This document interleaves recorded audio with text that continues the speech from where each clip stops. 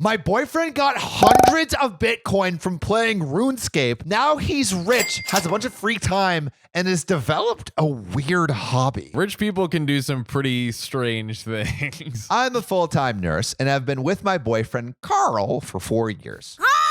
We get along very well, and our honeymoon dating period seems to never end. We seldom fight. I would have, before last night, assumed I knew quite a bit about my boyfriend's passions and ideals, but that all changed. I hope to be engaged to Carl someday soon. I love him to bits. He is the most hilarious and unique guy I've ever been with. This is not a post I'm writing in order to seek validation for aggressive action, but on how to navigate something that I uncovered that is quite bizarre, and I have no idea what to do. A bit of background. Carl has lots of money.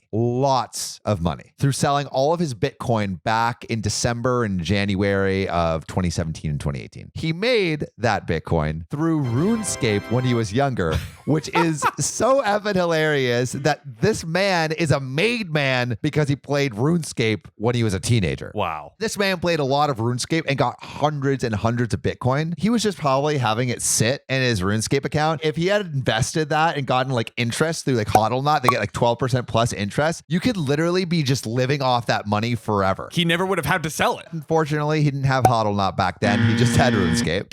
And so the problem is, since selling his coins in late 2017, he has quit his job in content creation and now part-time assists on his auntie's vineyard, where we live in a small house on site. It seems like they're living the ideal life. It doesn't require anything close to full-time hours, and he spends most of his time on his computer or with his friends thinking up business ideas. This doesn't particularly bother me because he's trying to figure out what he's passionate about. It's just that lately I've noticed he has an increasing amount of spare time on his hands. Being idle is the devil's playground. So the vineyard has a lot of different garages for tractors and things like that. There's a garage just for irrigation controls, which I hadn't been into for over a year. Carl was out and I decided to try to turn on the irrigation manually so the vines could get a little extra water. We're in Australia and it's been hot. Usually this runs on a timer, but you can do it manual if you want. And I wanted to give those vines some sweet, sweet water. They thirsty.